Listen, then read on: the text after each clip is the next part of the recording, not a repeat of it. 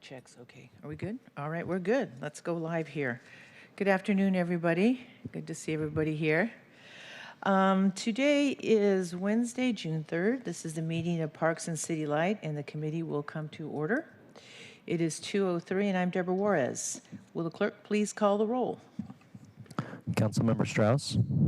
Here. Councilmember Saka. Here. Councilmember Rivera. Vice Chair Kettle. Chair Juarez. Thank you. For the record, I want to announce that Councilmember Kettle and Rivera are excused from today's meeting. Moving on to the approval of the agenda. If there's no objection, the agenda will be adopted. Not seeing or hearing an objection, it is indeed adopted. And I'm going to go straight to the chair's report over what we're going to handle here today. Then I have a few comments I want to make. There will be a regular public comment period before items on the agenda. Comments should be related to the items on today's agenda and within the purview of this committee. There are two resolutions on the agenda today. The first item on the agenda is a resolution, Resolution 32204, about data centers. This resolution comes as a rapid increase of large data centers being built continues due to the boom in AI. The resolution addresses the need for city departments to look at the long-term effects of data centers on our city and residents. This is our second time hearing this resolution. However, there are two new amendments today with technical fixes and some additional language following meetings we've had with experts and, of course, what we heard at public comment on May 20th. Over 30 people had public comment regarding the proposed resolution. We also met with local organizations working on this issue. This presentation will be presented by Eric McConaughey from Central Staff. The second item on the agenda is a resolution, and Resolution 32206, that approves Seattle City Light's 2026 Integrated Resource Plan, the IRP. The IRP is a long-term strategy to meet anticipated customer energy needs over the next 20 years. It is republished every 4 years. With progress reports due 2 years after each full IRP. Sorry, I had to get that correct. This IRP is focused on addressing changes in customer needs, existing power supply, and assumptions on new energy resource technologies and costs. My understanding is that under state law, RCW 19280.050, this action requires public notice in a hearing, which we're doing today. And this information is required from the Department of Commerce, and the deadline for this is September 1st, 2026. The last time the IRP was adopted was August 2024. My understanding is today Seattle City Light will be presenting a PowerPoint. We've had an opportunity to look at a summary and a fiscal note. And of course, I think there's more to it, but I just looked at the 18-page IRP, not the 300-page one. I wasn't going to do that. I'm just going to tell you the truth right now. So my understanding is that I will just let, when the CLC Light folks come up here, they can introduce themselves. But I know that Eric McConaughey from Central Staff will be here to answer questions as well. I do expect a vote on the data center resolution. However, we will not be voting on the Seattle City Light 2026 IRP. That will be for our next committee hearing. So with that on our agenda, let's move to public comment. We will now open the hybrid public comment period. Public comment should relate to items on today's agenda and within the purview of this committee. Mr. Clerk, Policy Paul, how many speakers we got signed up today in person and remote? Currently, we have 18 in-person speakers signed up and 8 remote speakers. Oh, 9. What do we have? Say it again. 9 remote speakers, 18 in person, so 27. Well, let's do this. Let's take the first 10 in person. And if you could read the names out 3 at a time so they can queue up. I'm going to let you go ahead with, and everybody will have 2 minutes. And I'm going to let you go ahead and read the instructions first. Wait, what was it again? 18 and 9? Correct. Okay, go ahead.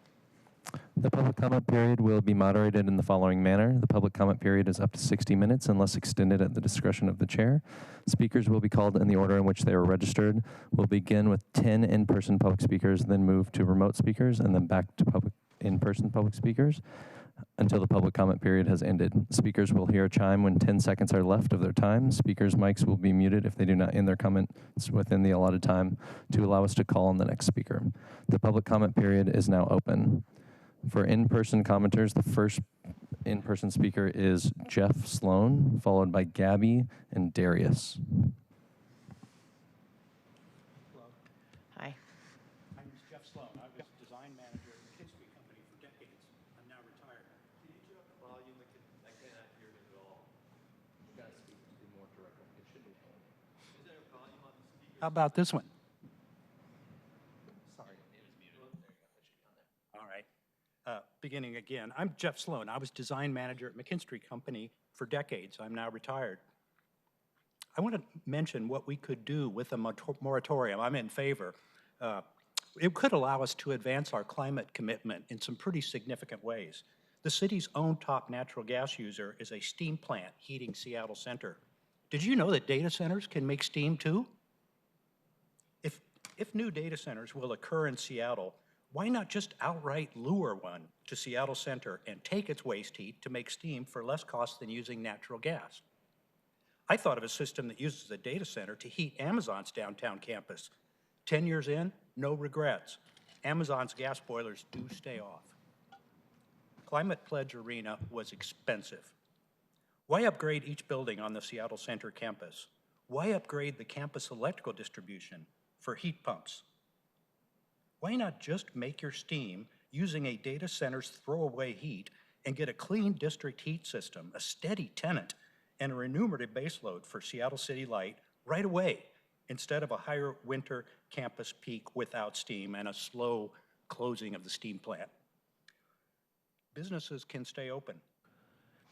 There are also very good opportunities at the ports operation at SeaTac and at the UW campus. Thank you. Thank you. The next speaker is Gabby, followed by Darius and Jody. Hello, council members. My name is Gabby, and I am here speaking today on Resolution 32204 about the data centers. And I really want to emphasize my support for this moratorium. It's really imperative that we make decisions that will outlive us and support future communities that live in this space. And one of those ways is by supporting housing. I read the documentation that was provided online as well as the amendments proposed. And one of the things that I really wanted to emphasize was that the definition of a data center based on the paperwork for this resolution is facilities used primarily for the housing, operation, or co-location of, to summarize the rest of it, technological resources. The use of the term housing is very interesting, especially as we are currently in an affordability crisis throughout this entire country, and especially here in Seattle. Based on King County's Regional Homelessness Authority in 2024's count, they had approximately 16,868 individuals that were documented as being homeless, a 26% increase since 2024. Median rent in the city is approximately $2,237, with minimum wage being $21 an hour. Additionally, electricity currently is $134 a month, approximately, if you use 1,000 kilowatts in every single month. And then, on top of all of that, currently, gas is 5.75 a gallon on median. So all of these factors are impacting affordability. This data center expansion would only further those issues. And ultimately, I'm asking you to prevent the misuse of our land, of our resources, and to support your constituents, AKA your neighbors and future Seattleites. Thank you. Our next in-person speaker will be Darius, followed by Jody and Neil. Hi, my name is Darius Harani. I am a software engineer and a member of Amazon Employees for Climate Justice. I'm proud to live in a city where employees who speak out politically are legally protected against retaliation by their employers. I became an engineer because building things is my favorite way to solve problems. But the way tech companies are building data centers right now is creating problems. AECJ frequently hears from communities impacted by irresponsible data center buildouts about the effects on their local elected leaders. One community member in Pennsylvania told us, quote, fear and terror has gripped our area. We don't know where they're going to strike next. We don't know what supervisors have been talked to, who is under NDA, who has been paid off, etc. This is why we can't rely on these companies to regulate themselves. Seattle needs to set the terms so the way any new data centers get built here actually moves us closer to the future we want.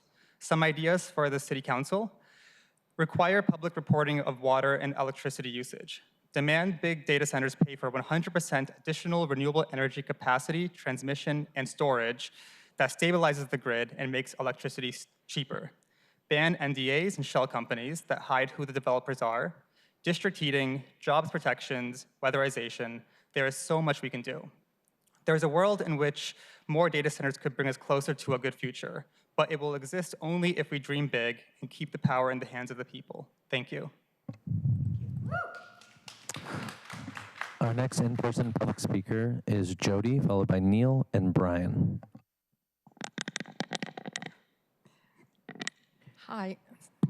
Hi, my name is Jody Lineman, and I'm a retired school teacher, so I have a lot of concerns about the kids who are graduating from college right now and the inability to get a job because of these data centers and AI.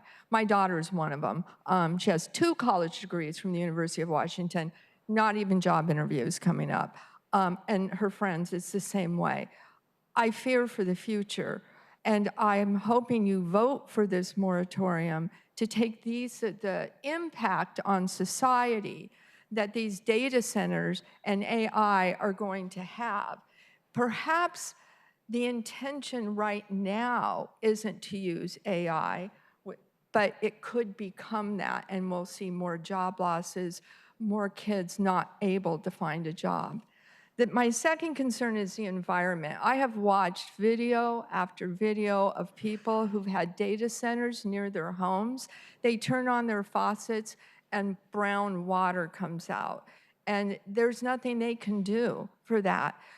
My grandmother, who died 15 years ago, surprisingly, one of the last things she said to me is never forget what a miracle it is that a glass of water. She goes, what a miracle it is that you can have a glass of water. And I was thinking about that, and I thought, you know what? We have forgotten. We have forgotten because we're using so much water to run AI. We don't need AI, but we do need water. We need food, which obviously we need to use water for. Finally, I researched some other countries, and many countries are putting regulations on the expansion or building of data centers and AI. Thank you. Our next in-person speaker is Neil, followed by Brian and Audrey. Hi, my name is Neil Anderson, and if you'd asked me a year ago if I supported a data center moratorium, I would have said no. At that time, the tech companies were telling us they were planning to power them with a massive build-out of renewables, with utility-scale battery storage, and with demand response capability that would help stabilize the grid. They said they'd use closed-loop cooling systems that limited water use and that would provide free heating to nearby buildings. But is that what they did? No. Instead, the majority of the power for data centers built in the past year has come from fossil fuels. And rather than building state-of-the-art cooling systems, they're wastefully evaporating hundreds of millions of gallons of clean water every single day. And they've extensively used NDAs to prevent the public from knowing how much resources are being consumed. This is a climate and ecological disaster, and it's happening because they're in such a rush to build these data centers that they're not stopping to have conversations about how they can be integrated into the grid responsibly. I ask that you declare an emergency one-year moratorium on new data centers so that we can start having these conversations. Thank you. Thank you. Our next in-person speaker is Brian, followed by Audrey and Paul. This is Brian. Hi, my name is Brian Dang. I'm a displaced tech worker and a lifelong artist. I'm here to support Resolution 32204, and this morning I commented my support for the moratorium on data center construction in Seattle. When I hear that there may be plans for hyperscale AI data centers that would guzzle up more megawatts of power, I take that to mean I will be the victim of more power outages. In 2026 alone, I already had a power outage on February 9th and one on March 13th, and I've had multiple outages each year before that with Seattle City Light. We don't need more strain on the grid for technology that made Washington high schoolers victims of deepfake and Nudify apps. We don't need data centers for AI to deny and delay Medicare to Washington seniors. Yeah. These are real things that happened. AI technology does not need more megawatts. It needs more mega regulation. Ooh, dang. I am urging the City Council to support Resolution 32204. Thank you. Thank you, Brian. Hey, Brian, can I ask you a quick question? Is that the new Samsung Fold phone? Oh, because it looked like it. I really want one, so. The Thank next, you. the next in-person speaker is Audrey, followed by Paul, followed by Nivi. Hi. Hello, council members. My name is Audrey Wong-Gosselin. I'm an electrical engineer specializing in power and renewable energy, and I live in District 2. I've been here 4 times I saw already, you so last you know. time, yeah. Yes, I support the moratorium on new data centers, and we've heard innumerable problems that the hyperscale AI data centers have. Right now, I want to pull your attention to Amendment 1 that we'll be talking about today, you'll be voting on today, which is to allow existing data centers within Seattle to expand their capacity by up to approximately 20 megawatts. And I want the council to consider potentially amending it further and to be very careful that we're not creating loopholes for big tech companies. Just a back of the napkin calculation, we have about 30 to 50 data centers here in Seattle. If each of them did expand an additional 20 megawatts, that would be 600 megawatts, which maybe doesn't mean anything, but that's actually over half of the entire city of Seattle's current power usage. So that would be a significant increase if each data center were to use that capability, and tech companies could, in fact, rent that capacity from them. So I want to caution the council about making sure we're not creating loopholes to get around the moratorium in this amendment. Additionally, I wanted to also share with you that I've been posting a lot online lately about this moratorium. And the videos that I've been making have been getting a lot of attention, tens of thousands of people around the country, and comments that they've shared with me that have really stood out is a lot of people are really amazed that this city council is doing so much, that you have responded to the nearly 100,000 letters that were sent and listening to all of us for hours. So yes to the moratorium, but more importantly, please keep supporting the democratic process. So Yes, thank you. we will. Thank you. Our next in-person speaker is Paul, followed by Nivi and Anoop. Oh, that's annoying. So that's the sound of a data center. How loud? 93 decibels outside of Ashburn, Virginia. This kind of things can be audible up to 2 miles away. And this kind of constant noise, according to the CDC, can create stress, anxiety, and heart disease. And that's not all of it. Infrasound hum, so something you don't hear, but you feel it. It's like a buzz. It can be felt up to 5 miles away. And this kind of infrasound hum is not covered by zoning rules because it's not sound. It's the type of reason why we need a moratorium to tackle these kind of new issues. There's the issue of heat. 3.6, in average, an increase of 3.6 degrees Fahrenheit locally due to data centers. Sometimes up to a 16-degree increase. And these kind of effects can stretch as far as 6 miles away. So you already know, moratorium, very important. Now you have the bad news, is this will only be the beginning of the fight because there are alternatives. NVIDIA has been proposing XFRA, what they called a distributed data centers.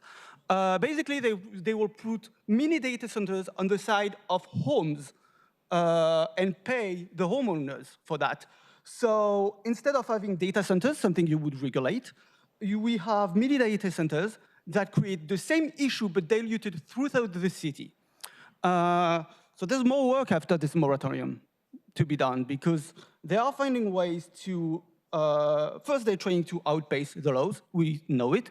They are also finding ways to go around any regulation that is currently set.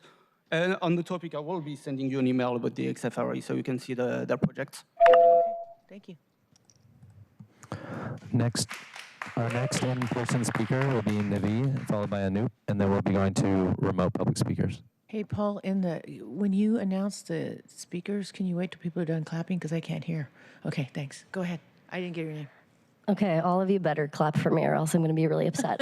My name is Nivya Chanta. I am the founder of an organization called Soapbox Project, where people gather every single week to make our city better because we love living here and we love living in spaces with parks and libraries and okay transit. And I want to express my support for a data center moratorium. To me, first of all, yes to everyone's comments that they made so far. I think that thing about housing was very apt and how it really reflects that this conversation is not just, to me, about data centers, it's also about the leadership that we have to exhibit in the city of Seattle.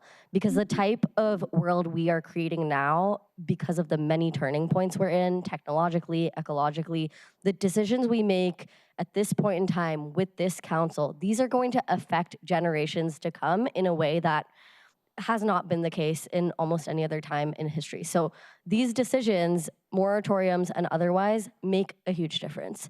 The other thing that I wanted to talk about is the potential loophole that could be introduced by the amendment. I'm sure everyone's familiar with this if you give a mouse a cookie childhood story. And we all know that tech companies are really creative at getting around loopholes, getting around amendments, taking advantage, exploiting, and honestly being really creative. So I think this moratorium, the opportunity over this 1 year needs to be beyond just fighting the data centers, but continuing to engage with the public on how we can build a stronger core to decide the type of city that we want to live in. Because we cannot be bullied, we should not be bullied. We have elected council so that we can have a body that stands up for us and the things that we want as a city.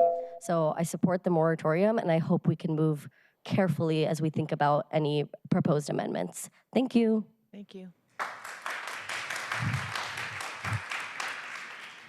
Our next in-person public speaker will be Anoop, followed by remote public speakers, Lucy and Nathan. Hi, I'm Anoop Gangireddy. I'm a DJ, music producer, biomedical engineer, industrial designer, all sorts of things. And what I really want to think of myself as is someone who wants to see this world become a better place. I visited Seattle 10 years ago. I fell in love with the city then. It always struck me as a place that could be a shining beacon for the rest of this country on what we can do when we work together. It's no secret that big tech is all in on these data centers, on expanding them in the ways that they want to, namely short-term profits over everything else. I strongly support this moratorium so that we as a city can decide what kind of future we want to build together. There's so much, when I look at a data center, I see so much wasted potential. There's plenty of opportunity for things to be incorporated if we want to dream big. Things like agroponics with all of the excess water that is being used, actual renewable energy being enforced and not just sidestepped through the use of natural gas or whatever other fossil fuels these companies want. In short, I think that with this time to actually take a breath, pause, and examine well-designed data centers, if these are to be the future of what our country, what the economy will be going forward on, then we should make sure that that future serves Seattle and the people in it, not just big tech companies. Thank you. Thank you. We'll now move on to remote speakers and then come back to in person. The first remote speaker is going to be Lucy Johnson. If you could please press *6 when you hear the prompt that you've been unmuted.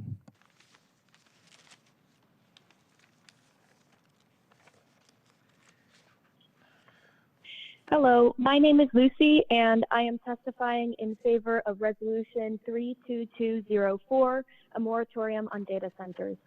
I am a recent graduate who, like many of my peers in my generation, is concerned about affordability, especially the price of utilities such as electricity and water, which have been documented to increase in price because of data centers in the neighborhoods around them.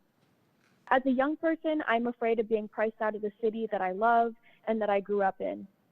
Additionally, as a 5-year volunteer for Seattle area parks, I believe that there are better uses for our limited land, such as public spaces and more parks. I love this city, and I hope to be able to spend my adult years in here without being priced out. I hope that you can support young people like me by passing this moratorium. Thank you. Thank you. The next remote speaker will be Nathan, followed by Hannah and Pat. Please press *6 when you hear the prompt that you've been unmuted. Is Nathan there? Nathan, press *6 if you can. Hi, my name is Nathan. Can you hear me? Yep. Great. I'm a volunteer with Soapbox Project 350 Seattle and with Citizens Climate Lobby, and I'm asking the committee to pass Resolution 32204 relating to data centers. As you're thinking about these amendments, I have a couple of thoughts. People in Seattle have a right to fairly priced electricity, but artificial intelligence is a luxury. We were doing just fine without it, and I say this as someone who works on AI at an AI startup company. I don't think it's going to help us that much. Data centers don't benefit people, they benefit corporations. I should say unregulated data centers, because there's a chance that with the proper legal framework, data centers could help the city. I want to underline what I heard from Darius and Neil before, things like banning NDAs, requiring new clean energy to support the amount of energy that the data center uses, monitoring water usage and so forth. There's a way for it to help the city, but it's going to be complicated. So thank you for your work trying to figure this out. And that's all I got. Thank you, Nathan. Our next remote speaker will be Hannah, followed by Pat and Chris. Did you say Hannah or Anna? Hannah. Hannah? I don't see your tile. There you are. Hey, Hannah. Hi, my name is Hannah Poxtis, and I support Resolution 32204. I am a small business owner who's loved living, working, studying, volunteering, and being a part of groups like Soapbox in the Seattle area. I'm very concerned about any proposals to build large data centers in our city, and I strongly support a moratorium on data centers. We've already seen how they've harmed other communities, such as in Oregon and Georgia, and I truly worry about how these centers will affect our region's power and water resources, particularly given the drought conditions our state has been facing the last few years, not to mention they're likely to lead to higher utility costs in a city that's already extremely expensive to live in, which really just negatively impacts all of us residents. I'm really proud that Seattle is a city that seeks to be a leader in sustainability, but the construction of these mega data centers really undermines those efforts. A moratorium would give us more time to implement necessary safeguards and regulations and ensure transparency to protect our communities both in the present and for the future. Thank you.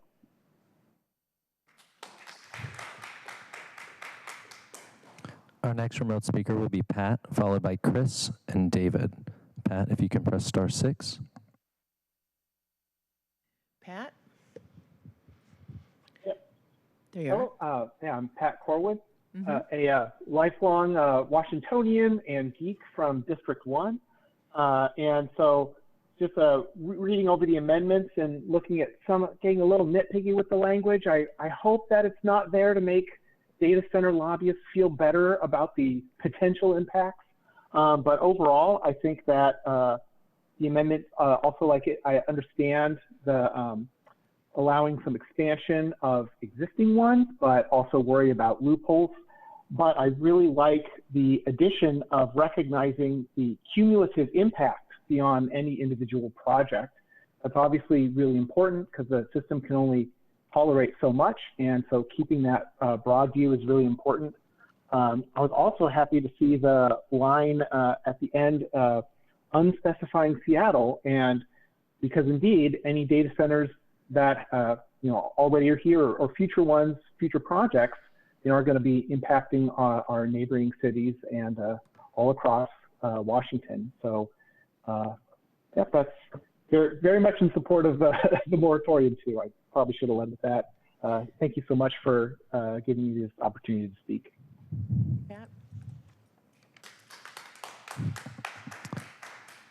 Our next remote speaker will be Chris, followed by David and Alberto. Chris, if you can press *6.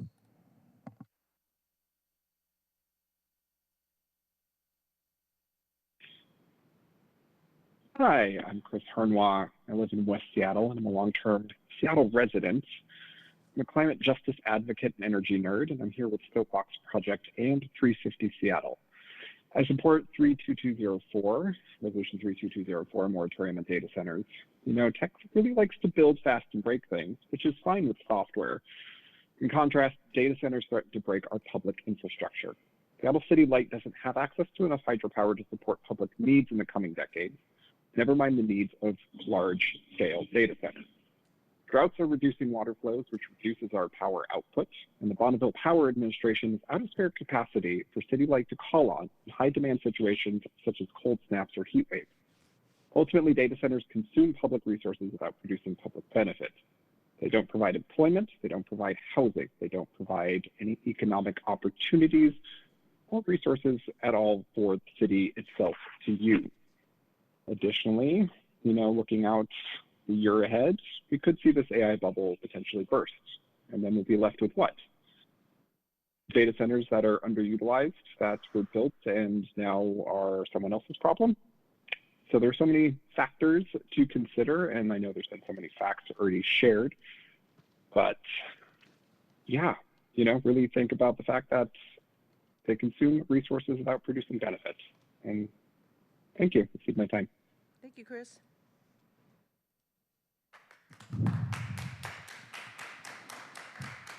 Our next remote speaker will be David, followed by Alberto and Elon. Elon. Okay. Last name is not Musk.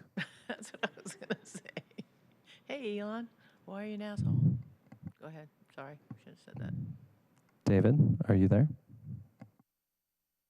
Hi, thank you. Oh, Mr.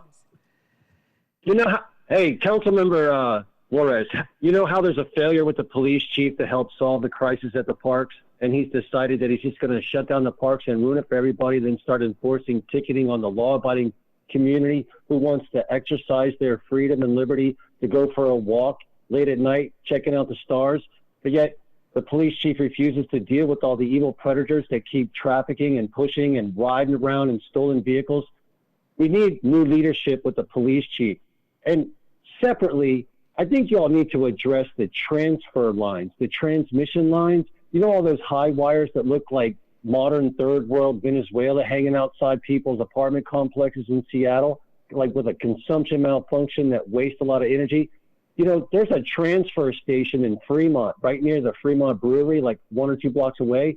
And every once in a while, it explodes with an overpressurized need to share more energy with more housing. But yet all those roads have never been blocked off so people can't drive through. But it just seems that when you have a consumption malfunction coming from far away to create the electricity and it gets to some rundown slum piece of real estate, it's consuming and wasting more energy than the people living in the building is allowed to use, because Seattle has all this antiquated, outdated, dilapidated real estate. But, when you have the train driving through the parks, Golden Garden Park, Myrtle Edwards Park, the whole community, there needs to be an addressing of the toxic environment that the waterfront gets choked off from that you all keep ignoring. y'all are just copycatting whatever other people are pushing in the national media and just distracting from local issues that also need to be addressed, like the consumption malfunction of the coal train. We got a congestion price tax, the coal cars passing through the waterfront of Seattle. Our next public speaker will be Alberto, followed by Elon. Alberto, if you can press *6. I don't see Alberto. Is he up? Alberto? I'm here. Oh, there you are. Thank you. Thank you. Why allow existing data centers to expand during the moratorium? Data centers are a bad deal for our city, using up more power compared to what several thousand homes would typically use.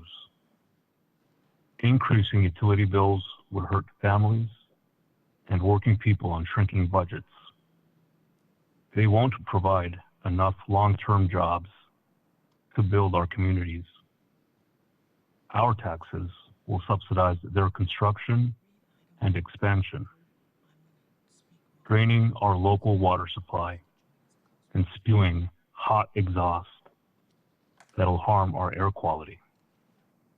These data centers are high-tech mining operations where billionaires and AI companies get all the profit while we pay with our resources, tax subsidies, utility costs, health, environment, and more.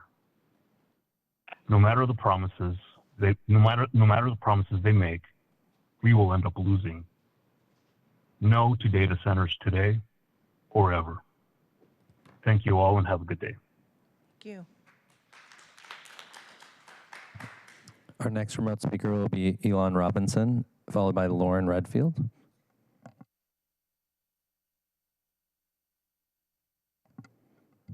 Elon? See his tile. Hi, my name is Yvonne Robinson. Oh, can you hear me? Yes, we can. It's Elon. Yes. Sorry. Someone told me earlier I should rebrand to the good Elon. So my name is Elon. I am here to speak in favor of the data center moratorium. I am a graphic designer and a recent graduate from Seattle Central College. My classmates and I in my graduating class are experiencing a lot of job insecurity and especially a lack of junior positions in our field, partially at least because our work is being automated by products that were trained without consent on our creative work and that of our predecessors in our field. And just as the AI products like this that are extracting value from our work and our skills, data centers that are built for AI are pillaging resources that should be for the people. The more do that, they're increasing utility costs and environmental emissions. And this is amidst a historical housing crisis here in Seattle, an affordability crisis, and not to mention the environmental crisis that's ongoing. And it just doesn't make a whole lot of sense to me. All of this to benefit companies who are selling these products that automate away jobs, degrade our privacy, and allow for things like algorithms to discriminate against people trying to apply for needed medical procedures. So in Seattle, we have with this moratorium an opportunity to hit pause and really weigh the costs of data center build out against the harms. And I'm proud that we're considering this. Thank you so much. Thank you. Our next remote speaker is Lauren Redfield. She's not currently called in. Do you want to move to in-person? Yeah. Lauren, if you could call back in. Back to in-person speakers, we have Sraya, followed by Patrick and Sarah. What's the first name? Sraya? Soraya. Sraya. Shreya. Did we get that right? Sorry. Shreya. Okay. Thank you. Good afternoon. My name is Shreya. I am an aerospace engineer, a resident of District 7, and I would like to vocalize support of Resolution 32204 on the basis of taking time to research these centers and their long-term impacts on public health and safety. As an engineer, I understand wanting to pursue progress, but as an engineer, I took an oath during a ceremony my senior year of college, and I pledged to, quote, serve humanity by making the best use of the Earth's precious wealth, unquote. And I think that matters more than progress for the sake of progress. I would like to tell you a short story. I am from Memphis, Tennessee. My family has resided in Memphis for just about 10 years. And 2 years ago, Elon Musk and his xAI company brought the construction of his AI data center called Colossus online in July of 2024. In 2025, after the center had been operational for 1 year, researchers at my alma mater, the University of Tennessee, Knoxville, found that nitrogen dioxide concentrations in the surrounding areas increased by 79%, and that's just year one. So without even reflecting on these findings, the company simply just decided to start constructing a second data center in another neighborhood of Memphis. And I think one point of note is that both the current data center and the newly announced data centers are both in two of the poorest neighborhoods in Memphis, right next to communities of color, and those are the ones who are going to be exposed beyond measure to chronic illnesses and diseases via water pollution and air pollution. And they take years to manifest once the damage is already irrevocable.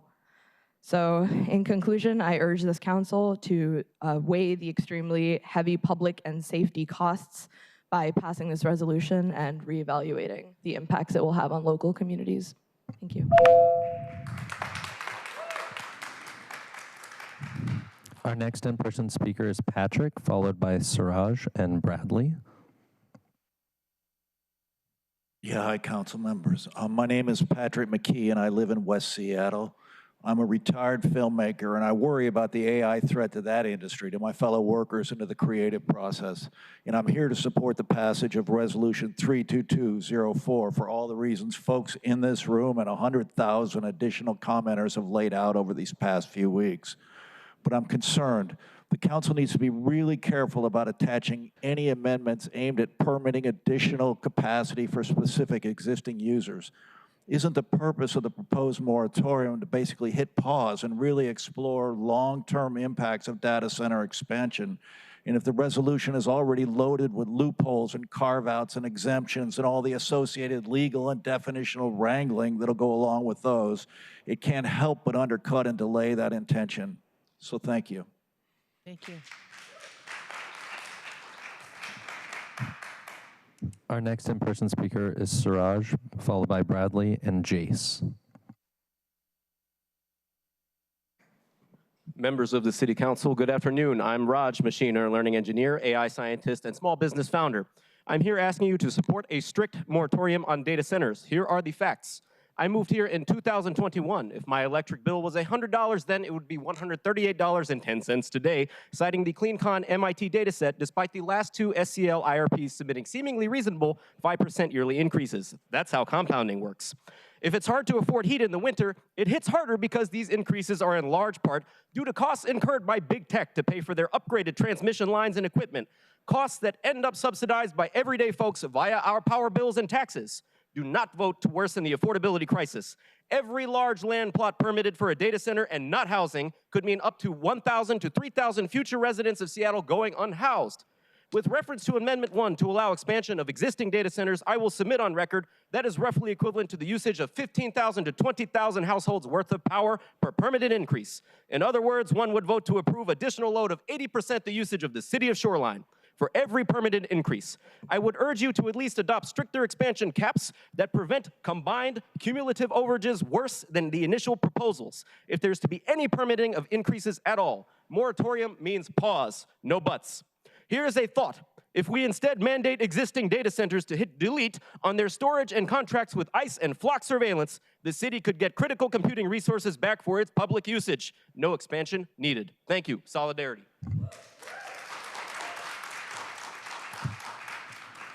Our next in-person public speaker is Bradley, followed by Jace and Samantha. Hello, Council. My name is Bradley. I live in District 3. I'm a Seattle City Light ratepayer, and I also urge you to vote yes on the data center moratorium. Our grid cannot handle more data centers. Our grid is already overstrained by very high demand, and what we the people want to see instead to manage this demand are clean energy deployment, solar energy, battery energy storage, heat pumps that will actually benefit us and not continue to strain the grid.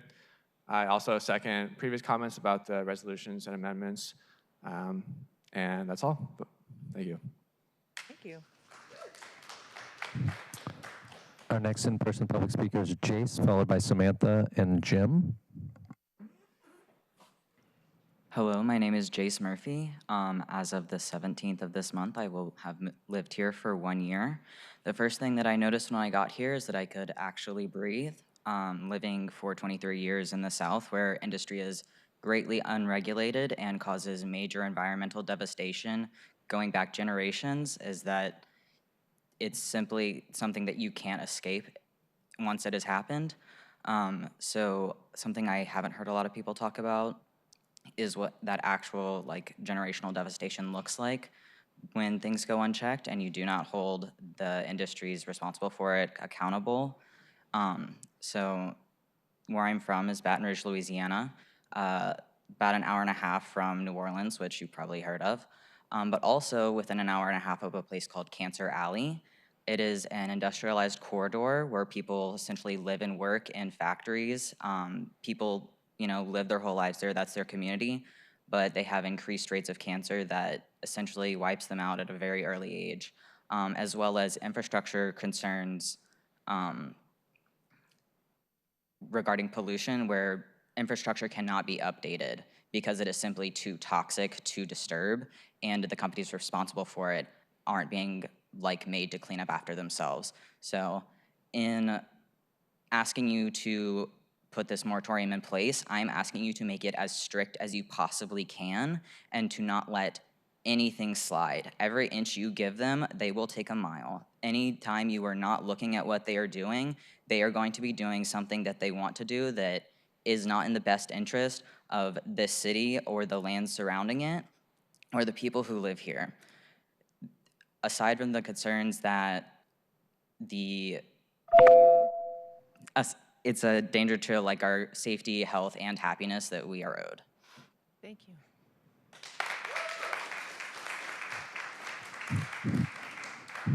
Our next in-person public speaker is Samantha, followed by Jim and Kendra. Hi, my name is Samantha Yap, and I'm a member of Soapbox Seattle, as well as a recently laid off tech worker that was working with AI and a designer.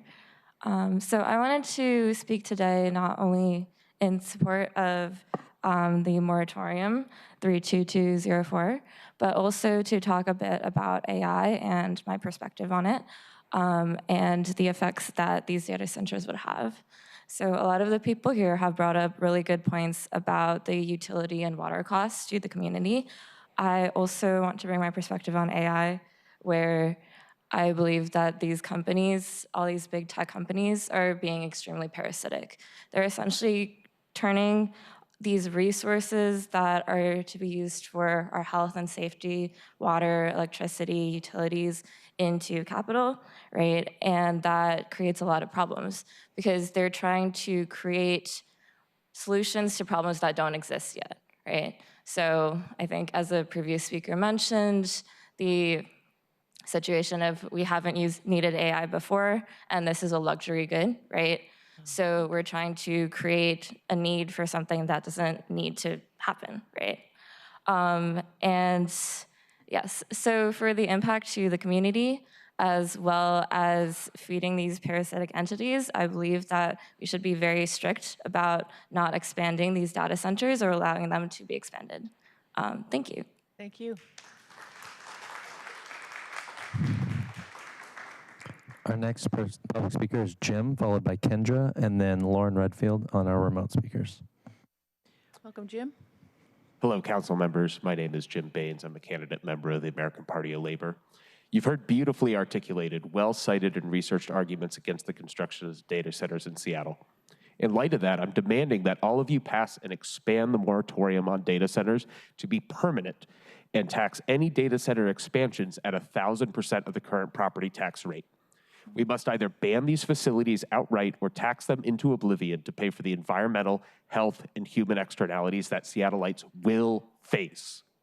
AI and tech companies target communities of workers who cannot afford to lobby against data center constructions. In Memphis, Elon Musk's xAI, owned by SpaceX, who Seattle is currently contracting with for Starlink use with SPD through the World Cup and 5 months after. So we're already supporting Elon Musk and those projects. They were constructed in Southwest and Boxtown communities in Memphis. These communities, in the very short time that data centers have existed, have experienced significant rise in rates of asthma, respiratory disease, and cancer. After a year, if we allow the construction of new data centers, where can we expect that to happen? It won't happen in Wallingford, Lowellhurst, Broadmoor. It will happen in working class communities and communities of color who already face disproportionate rates of chronic disease, respiratory illness, and cancer rates. These data centers will target our communities in South Seattle and will target our communities down in Georgetown. They will go and impact already existing and already vulnerable communities here. This is all without considering the material impacts of the power grid that Seattleites will face. A power outage in the peak of summer puts my elderly neighbors at risk of heat stroke. An outage during the depths of winter can cause families to freeze in their homes. There are real lives at stake here, not just revenue, not just Seattle becoming an AI hub like Mayor Wilson wants to pursue. These are people's lives. Thank you, Jim. Our next in-person public speaker is Kendra, followed by remote speaker Lauren Redfield. Good afternoon. Good afternoon, Council. My name is Ken. I am a candidate member of the American Party of Labor, and I urge you not only to pass this resolution, but to make it inclusive of any expansions and further to make it permanent. Data centers have had nothing but horrible impacts on the communities that they are built near around the country. We're getting reports of rare cancers through air and water pollution. We're getting reports of them affecting power grids. And they disproportionately affect marginalized communities, specifically people of color and unhoused people. We're already dealing with global warming and increasing droughts here in the Pacific Northwest, and data centers can increase ground and air temperature by 4 degrees. Now, I'm going to read from the resolution. It says, new data centers require great amounts of electricity for operation, resulting in significant increases in demand for electricity and requiring investment in new infrastructure to meet demand. Councilmember Juarez, I live in your district, and I have experienced increasing power blackouts over the last year. And every time that happens, my neighbors and I, we can't use water either. The amount of power that these data centers demand would not only make the already existing strain on our power grid worse, it would also increase the cost of our electric bills. And these corporations dump those costs onto us. The moratorium not only needs to be passed, we need to ensure that existing centers are not allowed to expand. This moratorium needs to be made permanent and complete. Thank you. Kendra, let me ask you a quick question. Did you read from the moratorium or a resolution? The resolution and the moratorium. Was that our section in there that she read the first part? Yep. Okay, I want to distinguish that. It was from the Legistar website. Okay. That was on this But you agenda. quoted the resolution and the moratorium? Yes. Okay, that's what I thought. It was on Okay. this agenda for this meeting. Yes, Right. ma'am. I just want to make sure. Thank you. Thank you for that. Our final public commenter will be Lauren Redfield, remote. When you hear you're allowed to talk, please press *6. Lauren? Did you say Lauren? Hi, can you hear me? Yep, we can, Hi, Lauren. can you Go hear me? ahead. Great. I'm an energy project manager, a resident of District 6, and a member of the Washington AI Resistance. I support the data center moratorium. I am grateful for the resolution's amendments acknowledging the cumulative impacts of data centers, conditions of service for new customer loads, large load class, and affirming the rights of Native communities to exercise their treaty rights. Thank you for taking into consideration some of the feedback provided by the community. I am not, however, in favor of an amendment to the moratorium ordinance that was introduced at this morning's Land Use Committee that would allow existing data centers to add up to 20 megavolt amperes of additional capacity regardless of their current size.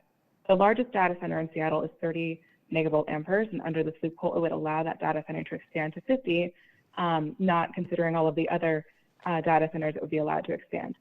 Notably, this amendment was not available online before the hearing and remains unavailable for public review online. I was only able to see it because a comrade sent me photos he took of a hard copy packet from this morning's hearing on his phone. I am cautious of both backdoor deals as well as efforts to appease industry. I'm letting you know, I know this is the City Light Committee, but I'm letting you know because you will be reviewing this over the next few days. I urge the Council to reject loopholes that would allow significant expansion during the moratorium period. The vast majority of data center moratoriums around our country adopted elsewhere do not include this exception. Collectively, these expansions could substantially increase electricity demand, increase the price of power on wholesale markets in our state and region, and contribute to upward pressure on utility rates for all of us, even while we have a moratorium in place. Seattle should be cautious about approving large new loads without fully understanding their implications for the city's climate commitments and our long-term clean energy goals, and a moratorium without loopholes would allow that. Thank you. Thank you, Lauren.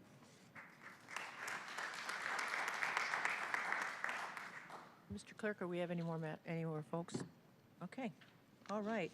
So that was our last speaker, and at this point, I am now going to close public comment, and we're going to move on to items of business. I was going to say Madam Clerk again. Mr. Clerk, Paul, can you please read item 1 into the record?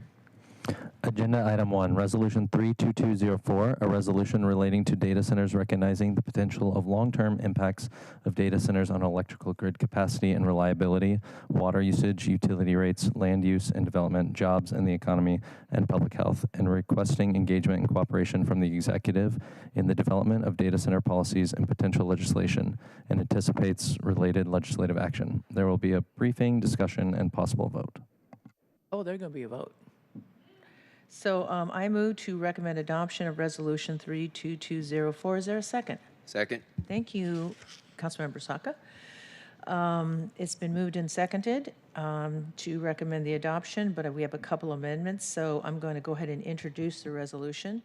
This resolution is a culmination of months of work, which my team and Councilmember Lynn and Councilmember Saka's team started last October of 2025. We spent the first part of the year tracking state bills that were seeking to create protections and legislation around data centers and AI. However, only one of the 10 passed. We've also attended and followed the Washington State AI Task Force and their recommendations and other efforts across the country by both tribes and local communities that are grappling with the boom in mega data centers. Our work has led to this resolution in tandem with the moratorium that was passed this morning, Council Bill 121214 in Councilmember Lynn's committee, finding that there's a lack of understanding and research around the potential impacts these mega data centers will have upon our communities. As a tech city, it is vital we understand the potential effects and create safeguards before allowing the unchecked boom of building in our city. Again, I would like to thank Councilmember Lynn and his staff, Stephanie, Thaddeus, and Garrett for partnering in this work, our legislative and legal counsel, Lauren Henry and Eric McConaughey of Central Staff for their hard work on this resolution, Council President Hollingsworth and her staff, and all the public commenters who came out to give input, including 350 Seattle and, did you say Troublemakers? Was that actually a group? The Troublemakers? Yeah, there they are. Okay. With the pink pen, now I remember. And then I don't see, what was the one guy with the T-shirt? What was his name? What? No, what was this T-shirt? Pearl Jam. Pearl Jam guy.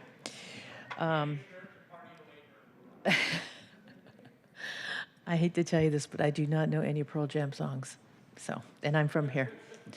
Yes, you do. So my understanding is, like, we got Eric McConaughey up here. He's going to walk. He's from Central Staff. He's our analyst. He will take us through his PowerPoint, which is 7 pages. And are you ready to go, Eric? Yep, sure am. Okay, so you should have, and it was posted, the Data Center Policy Development Resolution. The floor is yours, Eric. Go ahead. Yeah, Eric McConaughey, Council Central Staff. This, as all the folks in this room know, this resolution is about data centers. These are facilities that are mainly used, and forgive me, for the folks that are here, maybe folks that tune in that are new to the subject, so some of this material is going to seem redundant, but it's good just to get it on the record for now and for posterity. So I'll move efficiently through these slides. Data centers are facilities primarily used for housing, operation, co-location of computer and communication equipment, and they have all the facilities with them to keep them cool and back them up. The data centers that are the subject of the conversation today in this resolution largely come with the growth of artificial intelligence, and that has accelerated the demand for new data centers. Impacts of data centers can include electrical grid capacity and reliability, water usage, utility rates, land use and development, jobs in the economy, and public health, such as noise, light, water, and air pollution. This resolution calls for the Council of the Executive to work together toward these policy goals to reduce or mitigate any deleterious effects of data centers, to hold data center investors and operators accountable, and to harvest and maximize any benefits of data centers. This would be done through developing policy guidelines that would lead legislation, budget appropriations, and departmental actions. There is, of course, related legislation. There's the data center moratorium that was addressed this morning in the Land Use Committee. That moratorium puts the next step of the moratorium will be to full council, and upon its passage after final action, would put a pause on moratorium development for a year to allow for study. Also, the City Council will take up a city light rates ordinance later this summer that does include a new customer class for data centers. Speaking of the coordinated action, the notion is to have citywide, interdepartmental study of the impacts and benefits of data centers. One of the first things that we would see as a result of the passage of the adoption of this resolution and the passage of the ordinance would be the actions taken up under the work plan. This would include consulting with external groups and stakeholders, included those listed here. It would be to develop updates to the zoning and development regulations, also develop updates to rate structures for City Light and Seattle Public Utilities, and to explore voluntary data center community benefits. This brings us to Amendment 1 to this resolution. The sponsor of this amendment is Councilmember Juarez. It would update the title, and that update to the title would go along with some changes to the verb that's used in Section 1. It would add a recital regarding cumulative impacts, and it will also clarify Section 4 about the upcoming data center customer class in the City Light Ordinance. I'll pause there to allow for any questions or of course, Chair, to talk about this amendment.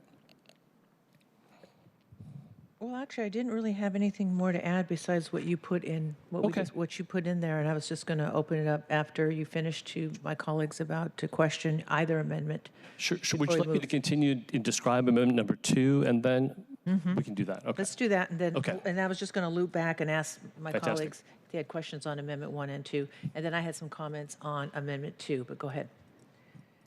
And Amendment 2 would add an item to Section 1 regarding the potential impacts, and it's quoted here.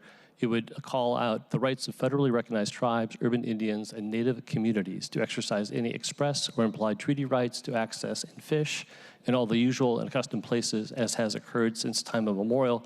The sponsor of this amendment is Councilmember Strauss. All right. Will you keep going? That rounds out the items that I prepared to speak to from the slides. Happy to answer any questions and support the conversation. All right, so I'm understanding that, are there any questions regarding the 2 amendments before we actually go into amending and addressing the actual amendments? Correct? Yeah? Okay. Oh, I'm sorry, I didn't see it. Go ahead. Oh, there's your little hand is up on here. Sorry, go ahead, Councilman. No worries. Thank you, Madam Chair. Thank you, Eric, for this overview. Excuse me. First, a brief note. I have previously reached out to Seattle Ethics and Election Commission Director Wayne Barnett seeking guidance because my spouse, works for Microsoft. She, in her role capacity at the company, works with data centers and more specifically compliance with global data center regulations globally. So I reached out seeking guidance on a potential conflict of interest, and Director Barnett advised that given the global scale of Microsoft's efforts and my wife's specific role in that, as opposed to broken out by region or geography or specific locations, global nature, a recusal is not required. And my wife, just for what it's worth, also does not participate in the commercial decisions to expand or not expand in any event. Just want to make that disclosure, get it on the record. Now, question about the amendment. So curious, I'm just seeing this and curious about that section 4 provision. How, I can see what the text on the paper says, but what does that mean exactly, Eric? And then maybe from you, Madam Chair, would love to hear your perspective on what the intent is with this specific element of the amendment. Well, I'm going to allow, I don't have the actual in front of me. Well, I do, but I'm going to go ahead and allow. Go ahead, Eric. Would you want to talk about the customer class, clarify section 4 about that? Yeah, so I'll start from the technical and then maybe move to the content. So that technically, the change in the amendment tunes up the language to more closely follow along the way in which we expect City Light to propose a new customer class. So there's some words here that make it more accurate to reflect the legislation that actually has been transmitted from City Light. A little more content. So every 2 years, on a regular basis, as established by resolution, City Light and the mayor propose a new rates ordinance that sets up the rates for the next following 2 years. Council takes it up, has a full discussion. It grows out of things like the integrated resource plan and the strategic plan for City Light. Later on the agenda today, we'll hear about the IRP. And so that's a regular sort of punctuated moment. Every 2 years, new rates are discussed. One new thing for this rates ordinance that will be coming to you all this summer will be to discuss a new rate class, a new kind of customer that would be enacted through that legislation for data centers. And so this is just to say here in this resolution that while calling for coordinated action across the city to develop policy, it also says, by the way, in section 3, there's a moratorium that's the subject of the ordinance that was talked about earlier today. And in the section 4 to say, and yet another ordinance, the city is going to take up a potential change to the City Light code, the code that governs City Light, to add this customer class. So hopefully that kind of rounds that out. That's maybe more words than you needed, but this is basically just to acknowledge the work that's underway in this aspect of the city's work. Yeah. So there's parallel efforts already underway by the department to that contemplate essentially a new customer class, and so this just aligns with that's that. Right. A customer class, residents are a customer class. Certain size business that use power at a certain amount are customer classes. So this would be a customer class for data centers as a particular kind of new large load customer. Yeah. Got it. If I can add, Councilor Saka, having been on Seattle City Light since 2016 for 8 years and then back, when we look at rates, we have 2 classes, residential and business, and we track them. And of course, business pays more because they use more. And we wanted to kind of pull out data centers to be more tailor-made for rates and looking at them and just shining a light on it, because we know that, and we don't want this customer class data centers, we want them to pay for themselves at some point when the work group gets together. So it doesn't hurt the residential and the business side. So, and I think spotlighting a customer class that's a data center is good business and good governance, because then we can track at Seattle City Light and pull out customer class from business and residential and say, this is the data we're looking at, and this is how much energy, and this is how much pressure is being put on the grid, and this is what we need to be paying attention to. And the moratorium, now remember, we have a moratorium for 1 year where the working group will address all of these type of more techie issues, but we wanted to put that placeholder in now in the resolution, that's what we're looking at. And I should say, we didn't think this up on our own. We got this through research, and I'll talk about it later, meeting with and talking with not just environmental groups, but tribes and other lawyers and groups that have opposed and supported data centers and having a customer class. So this is new. This isn't new in the industry, but it would be new to Seattle. Is that fair to say, Eric? Yeah, I think that's accurate. And maybe just to stitch in a little bit more, the customer classes in the code are set up so that each kind of customer, the costs that they incur to the utility are paid for by that kind of customer. And that's a principle that has to be sort of adhered to by the utility. So in this case, the data centers aren't special. It's just that they're new as a kind of customer, and we don't have yet in our code something to address those kind of special concerns, right? Right. So I'm sort of reflecting back what you said in slightly different terms, yeah. Well, and residents are the shareholders because we own Seattle City Light.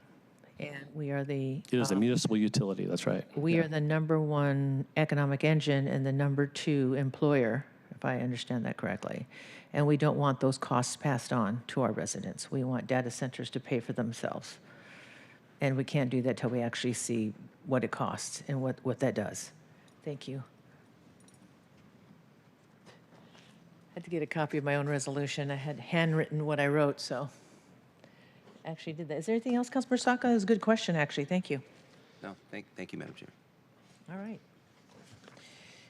Let me put these two down here. All right. So are there any other questions before we move on and I do the First Amendment?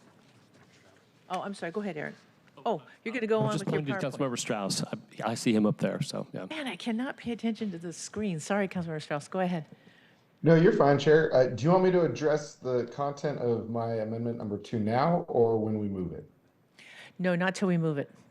Sounds good. And then I'll I'll wait. speak after you speak. After we move it, you can speak, and then I'll speak, and then we'll vote. Okay? All right. Good. All right. So with that, I move to amend Resolution 32204 as presented on Amendment 1. Is there a second? Second. Thank you, Councilmember Saka. It is moved and seconded to amend the resolution as presented as Amendment number 1. And again, as I shared, this amendment makes 2 technical fixes, updates the title to match those fixes, clarifies the language in Section 4 from consultation with City Light, and adds a recital regarding cumulative impacts. I'm guessing I don't see any other questions. All right, with that, if there are no further comments, will the clerk please call the roll on the adoption of Amendment 1? Councilmember Strauss. Aye. Councilmember Saka. Aye. Chair Juarez. Aye.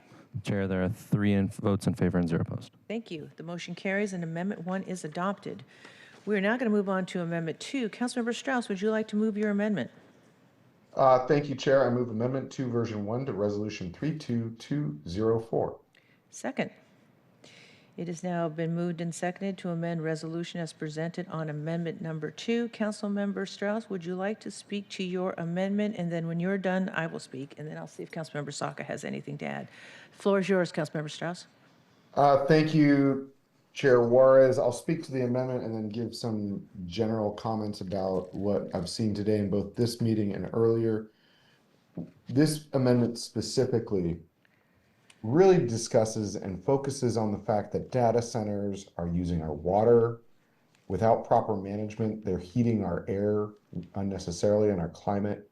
They're using electricity at a very high rate, which then also has impacts on river flows or however that electricity is being generated. That also has the impacts on rates, everything. And just a shout out to all of the public commenters today. Nivea, I remember meeting with you in office hours as you were getting Soapbox Project started up. I'll give you a shout out, Chair Juarez. I do office hours because of watching your leadership of you having office hours and a district office in D5. And so just, the lead to leave situation here where you gave me that North Star priority for me to have office hours. Nivea, you're out here after meeting with me so many years ago, advocating for the very things that we need, because if we are not careful with data centers, even just the use of electricity, hold all of the other externalities constant, just without strong regulation about how they're using electricity, the implications cascade everywhere. And so that is the crux of this amendment, because when we are talking about all of these downstream impacts, all of these externalities that are not borne by the data centers, but borne by everyone else, the ones who suffer the most are our federally recognized, our urban Native Americans, and our Native communities, because of our laws around usual and accustomed areas and their implied treaty rights to access fishing, gathering, and all of the practices that they have enjoyed since time immemorial, except for the last 200 years. And so this amendment does two things. It not only brings into clear and constant focus that it's not just Seattleites, it's not just Washingtonians, but it is the very communities that have stewarded this land since time immemorial and have been disrupted in the last 200 years. Data centers cannot be a continuation of that disruption of the ability to hunt, fish, and gather in the usual and accustomed areas.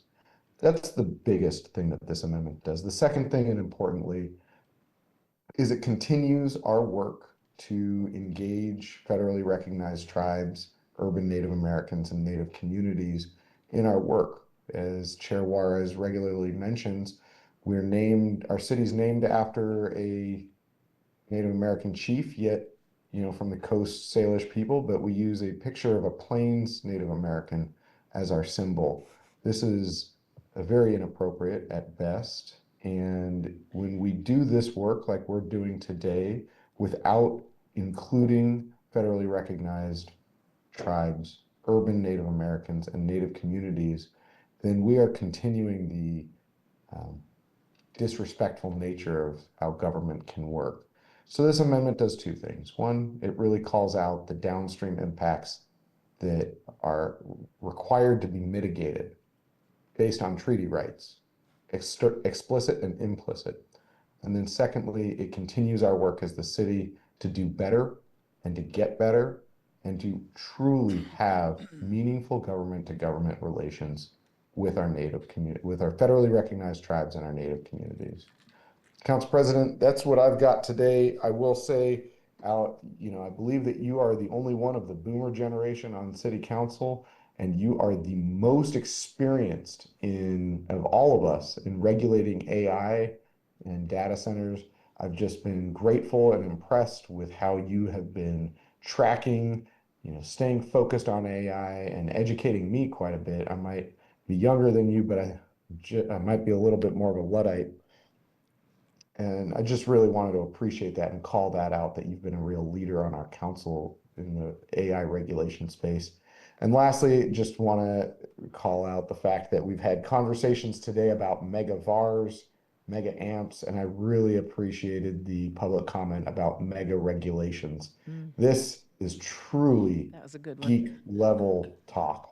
Can't thank you all enough. I might have to steal with that one. Thank you, Councilmember Strauss. Eric, I apologize. I kind of jumped the gun on you. I know you wanted to talk about, usually we read the PowerPoint before I hand it off to a council member. You didn't actually go through Amendment 2 and read the rights of, right? Oh, no, I think I covered it. Through the whole thing? Okay. I'm sorry, I was busy writing I just wanted to make sure I didn't skip you. We're good? Yep. Okay, We're great. all set, yeah. Happy to answer any questions, but I think it's been described and it's also present on the slide, yeah. Now, I have some comments, but I wanted to see if there's anything else from any of my other colleagues. Okay. Not seeing that, I do. Amendment or the bill? On this amendment. Okay, At the end, we can do comments on the bill. Do you have anything on Amendment 2? Okay. I am going to read this into the record and I want to thank Councilmember Strauss for adding the amendment, including the rights of federally recognized tribes, which are treaty-based, of course, and our discussions about that. And we should add that tribal governments and indigenous-led communities are in Councilmember Strauss's committee, along with the Indigenous Advisory Council. So that's where all these discussions have come from. And anyway, these are the points that I want to make sure that we get on the record. There are 29 federally recognized Indian tribes and substantial populations of urban Indians and Native communities in Washington state. Treaties between the U.S. federal government and sovereign tribal nations establish the rights and responsibilities of the federal government to tribal nations. In Washington state, these treaties include the Treaty of Point Elliott, the Treaty of 1855, the Treaty of Medicine Creek, Treaty of Point No Point, among others. Many treaties establish the rights of tribes, their members, and other Native Americans to access waterways and fish in usual and accustomed places and areas. These treaty rights are actively utilized by tribes today for food, cultural traditions, economic development, and resource stewardship. The 1989 Centennial Accord established the government-to-government relationship between sovereign, federally recognized tribes and Washington state. The formalized relationship and regular gathering allows for discussion between sovereigns on areas of mutual interest like waterways, health, access, and resources. The vast majority of tribes in Washington state are adjacent to waterways and tributaries, relying on access to water resources affected by conflicting uses.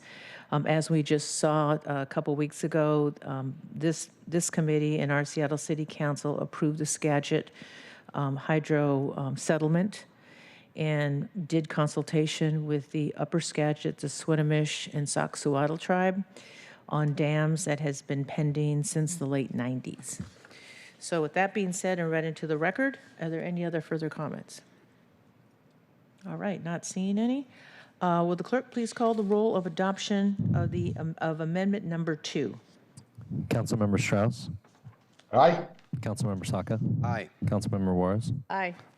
Chair, there are 3 votes in favor and 0 opposed. Thank you. The motion carries and amendment 2 is adopted.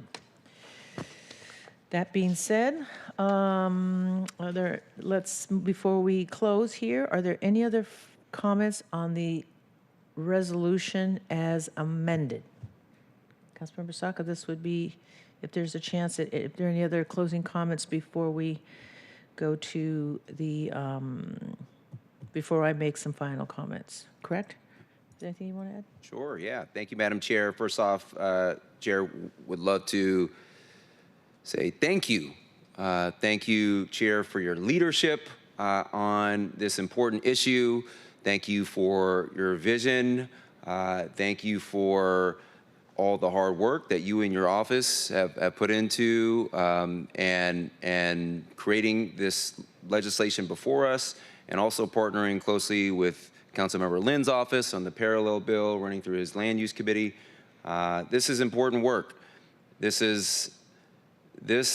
The work we're doing here today could potentially help shape the future of our environment, of our economy, and of the relationship that we have with technology for decades to come. So again, thank you, Madam Chair, for all you've done on this. And I especially want to thank the public commenters who've taken the time to come out and testify, many of which have stayed over at multiple meetings. I hope you were able to grab some lunch in between the morning and this afternoon. But I just want to let you know that your perspective matters. We're all listening to you. I'm listening to you. My office has personally received thousands of comms about this one specific topic, various emails, phone calls, etc.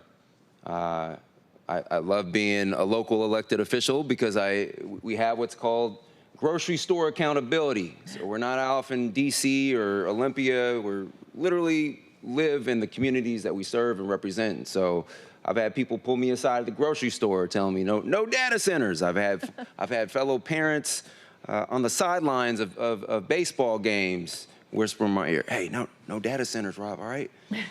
So people are understandably concerned about data centers and their impact on our communities locally. And these concerns are not just from a vocal few. When most Seattleites flip on a light switch, they aren't thinking about data centers. They're thinking about whether they can afford their utility bill, keep the heat on, or keep their small business running and profitable.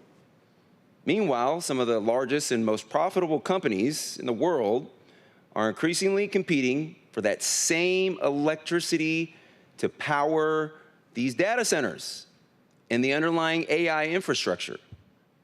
Significant climate impacts are being felt because of this. There's substantial strains on the grid that's already stretched pretty thin. All this increases risks of price hikes for consumers, and that's why, again, among other reasons, people are understandably concerned about data center expansion. Now, I support innovation and technology advancement. Seattle should continue to be a place where innovation thrives and tech companies come to establish themselves and grow. But I also believe everyone deserves access to reliable, affordable, and increasingly clean power sources. Growth should pay its own way. If companies want to build large-scale data centers and draw significant amounts of electricity from our grid, they should, therefore, be helping to strengthen that grid, modernize it, invest in it, make it cleaner. Seattle residents should not face higher utility bills, reduced reliability, or environmental impacts, while the benefits of these centers flow elsewhere. That's why I support taking a thoughtful and deliberate approach, and I think that's exactly what this is. Before allowing significant expansion, we need a clear understanding of the impacts on grid reliability, utility rates, water use, public health, and our climate goals. We also need to ensure Seattle residents see meaningful public benefits, not simply increased demand on our critical infrastructure that's already strained when we're talking about our electric grid. Any future data center development should protect ratepayers, safeguard reliability, advance clean energy goals, and require major energy users to contribute to infrastructure investments necessary to support their growth. Finally, I want to note that words from elected officials like myself matter. Words, actions, and rhetoric from elected officials matter. And it impacts commercial decisions of others. And what is also true is that words from tech executives matter as well. We're speaking to people, decision makers and private organizations are listening. When tech executives are speaking to people, whether at an internal company all hands meeting, town hall, whatever they're called, they're not just speaking to their employees, not just speaking to their business partners. They're not just speaking to their industry associates at a conference. They're not just speaking to their investors or their shareholders. We're all listening too. So words matter, and that relationship is fully mutual, fully reciprocal. And I say that because when I hear bold, predictive statements from tech leaders such as AI will replace all humans, result in the significant cutting of all kinds of jobs, as a lawmaker and as a regulator locally, I get nervous. I get heartburn about that.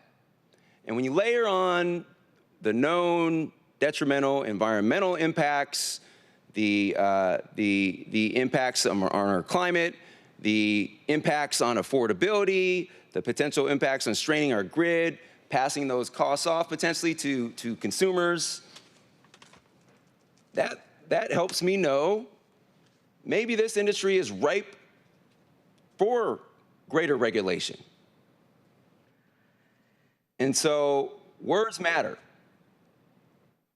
As an aside, I'll say, I was also pleased when one of the CEOs, Sam Altman of OpenAI last week, basically walked his statements back. Oh, it wasn't as bad as we thought, I guess. Okay. Organizations are always going to make decisions in their best interests, and that's totally understandable. I intend to do as much of it with them as possible, or at least being informed by their decision. We're making decisions informed by our policy choices, past, present, and future, and the demands that we're hearing from our constituents. So at its core, I think this is about fairness. To close up, at its core, this is about fairness. If companies want to tap into Seattle's power grid, they should help pay to strengthen it. That's a reasonable expectation. Can't just open up centers here and export the profits and benefits across Lake Washington, the Silicon Valley, wherever. We need a better, more fair allocation of the benefits and burdens of these data centers. So again, reasonable expectation. That's why I support this resolution. And Madam Chair, I ask to be listed as a co-sponsor. Absolutely. Mr. Clerk, and can we please add Councilmember Saka as a co-sponsor to this resolution? All right, it is officially added for the record. And with that, and thank you, Councilmember Saka, and thank you for agreeing to be the co-sponsor. I appreciate that. Will the clerk please call the roll on the recommendation to adopt the resolution as amended? Councilmember Strauss. Aye. Councilmember Saka. Aye. Chair Juarez. Aye. Chair, there are 3 votes in favor and 0 opposed. Great. The motion carries. Resolution 32204 will be sent to the June 9th full City Council meeting. And before we move on to item 2, I have a prepared statement that I would like to read into the record regarding this resolution and the moratorium that was passed this morning. And I believe hopefully is a roadmap to where we're headed on AI and data centers. Mega data centers and AI are new technologies that bring both innovations and unknown risks. Seattle is a tech city. This pause to study is intended to protect our residents and resources from unintended consequences of large data centers. The passing of this resolution and the moratorium from Councilmember Lynn's Land Use Committee earlier this morning are the first steps in ensuring protections are in place. We are setting up a framework for much more work to be done. We are learning more every week about mega data centers and AI, building our knowledge. We have attended events hosted by GeekWire and the National History Museum. We tracked 9 data center AI bills during the state legislative session. Only one bill, Senate Bill 5984, regarding AI chatbots, was passed.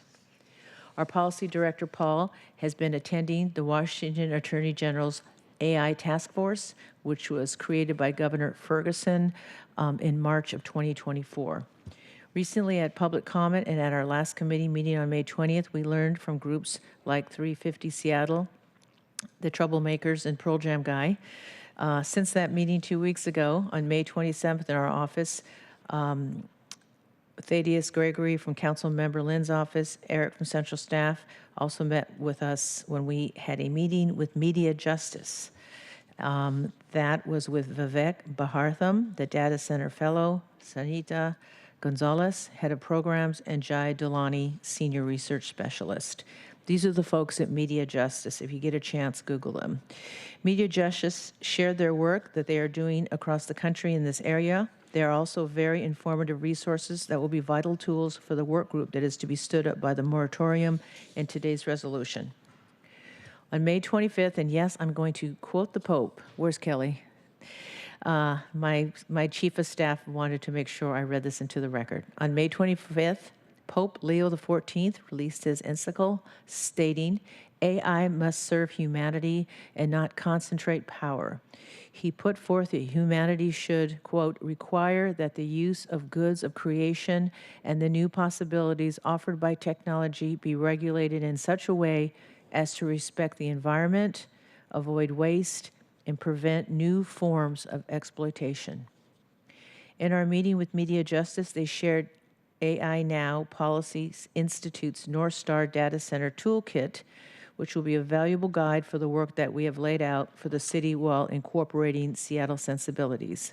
The toolkit recommends any mega data center project includes, but not limited to, the following: an approved water usage plan to protect water resources, an approved energy usage plan, an approved noise mitigation plan, a commitment to abide by zoning regulations, a binding commitment to continued post-approval transparency requirements, a binding commitment to abide by job quality standards and local targeted hiring for construction and data center jobs, a displacement and holistic environmental impact report centering environmental justice considerations, such as those emerging from red-lined and fence-line communities, that establishes the data centers will not exacerbate the displacement of residents and local businesses.